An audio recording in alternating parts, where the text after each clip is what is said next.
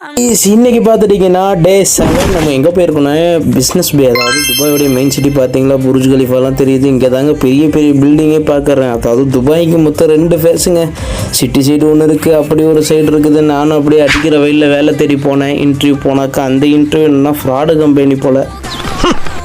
துபாய்க்கு எப்படியாவது பணம் சம்பாதிக்கலாம்னு பார்த்தா இவங்க நம்மளை வச்சு பணம் சம்பாதிக்கிறாங்க. என்னத்த சரின்னு சொல்லிட்டு நானும் அங்கேருந்து அப்படியே வெயிலில் விரைச்சோடி பார்த்தா இங்கிட்ட ஒரு காரு, நல்ல லக்ஸரியான காராக நிற்கிது. அப்படியே இந்த பக்கம் திரும்பி பார்ப்போன்னு பார்த்தா இங்கிட்ட ஒரு ஃபெராரி கார் ஒன்று நிற்கிது. என்னடா இது, ஃபுல்லாக லக்ஸரியான வாழ்க்கையை தான் வாழ்கிறாங்க எப்படின்னு சொல்லிட்டு அப்படியே இன்ட்ரிக்கு வந்தேன்.